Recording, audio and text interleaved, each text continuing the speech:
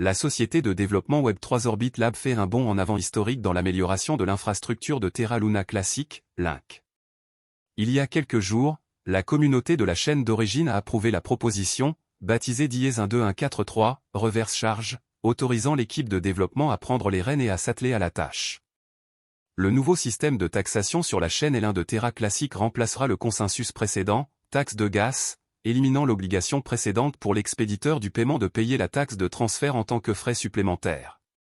Cette logique obsolète a imposé de nombreux défis au développement d'applications décentralisées sur le réseau, en particulier celles natives d'autres blockchains. Selon les mises à jour du compte X officiel d'Orbit Lab, le travail de mise en œuvre de ce système sur une base de paiement par tâche, PPJ, se concentre sur la correction des tests interchaînes introduits dans le SDK 0.47, ainsi que sur la réalisation d'un aperçu complet du code du mécanisme de reverse charge, approuvé par la communauté. Dans l'ensemble, les développeurs d'Orbit Lab ont fixé un budget de $2500 pour que ce travail soit réalisé. Le rêve à $1 de Terra Luna Classic mis en attente? Malgré les développements favorables du réseau L2, la valeur du prix de Terra Luna Classic est à la traîne, avec une légère augmentation de 2,2% au cours des dernières 24 heures. Tout en se maintenant au-dessus d'une capitalisation boursière de $500 millions, la concurrence des altcoins a été féroce pour Link, car l'altcoin continue de se situer en dessous du top 150 des crypto-monnaies par capitalisation boursière mondiale. Du côté technique, les graphiques de prix de Terra Luna Classic montrent plus de signes baissiers que haussiers. Sur les graphiques d'un jour, l'altcoin Layer 1 continue de se négocier en dessous du support clé de $0,000950. Dans le même temps, l'indice de force relative stochastique, StochRSI, indique une condition de surachat pour Link, flottant entre 86 et 80. Le Chaikin Money Flow, CMF, est également resté en dessous de 0, ce qui indique que davantage de gros investisseurs distribuent leurs positions Link plutôt que de les accumuler, ce qui rend l'objectif de prix Link de $1 irréaliste pour le moment.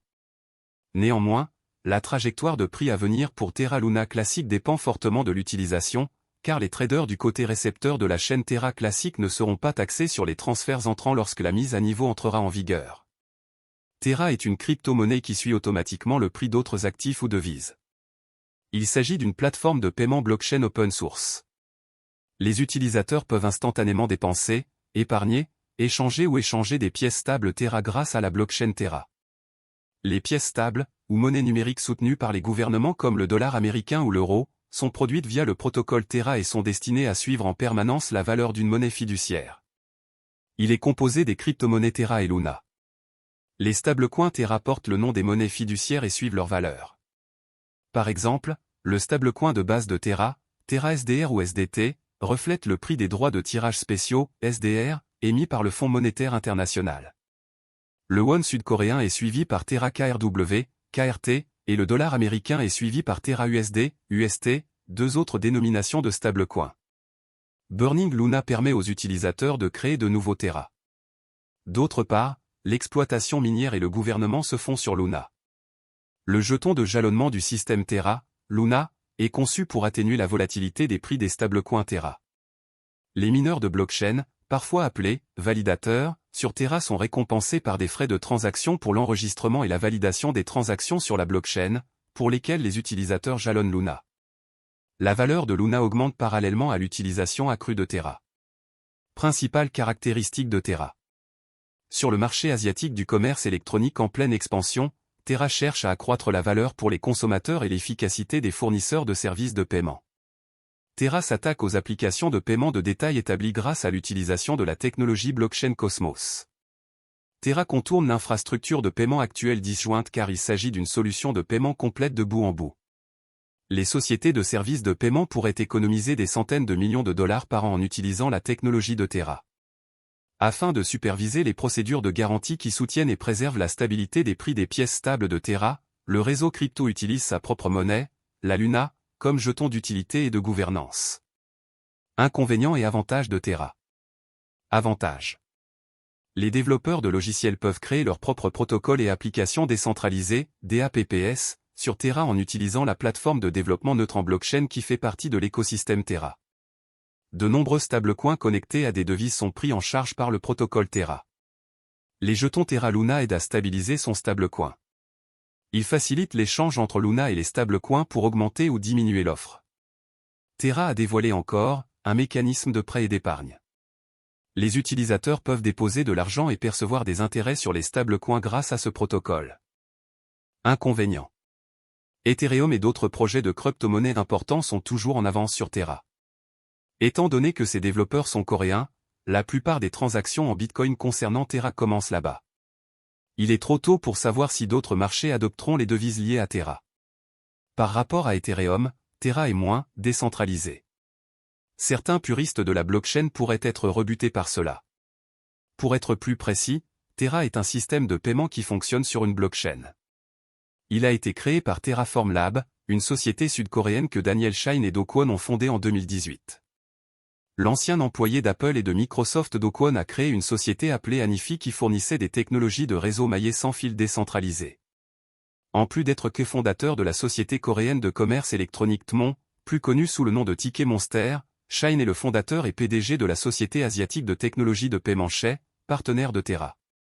Dans son objectif de devenir l'un des principaux fournisseurs de services de paiement et de financement décentralisé, DeFi, en e-commerce, Terra dispose d'un écosystème en pleine croissance dans le secteur des crypto-monnaies avec 114 projets dans les domaines DeFi, Web 3.0 et les jetons non fongibles, NFT. Plusieurs de ces initiatives consistent en une plateforme à rendement fixe avec un accès sans friction et des rendements d'emprunt s'appelle encore Protocol. Shay, plus de 2 millions de Sud-Coréens utilisent cette application de paiement. Terra est une plateforme de loterie décentralisée basée sur la blockchain. Les synthétiques ou actifs fongibles qui imitent les prix réels des actifs peuvent être créés grâce au protocole Mirror. Protocole Tally, une place de marché en ligne où les artistes peuvent proposer des services et vendre leurs œuvres. Protocole Vega, une plateforme de trading et de frappe de produits dérivés. Le protocole Terra s'efforce de maintenir le prix du stablecoin Terra stable en s'assurant que l'offre et la demande sont toujours égales grâce à l'utilisation de l'arbitrage.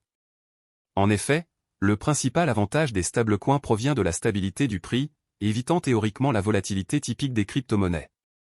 Luna absorbe la volatilité du stablecoin Terra et agit comme un contrepoids variable à celui-ci.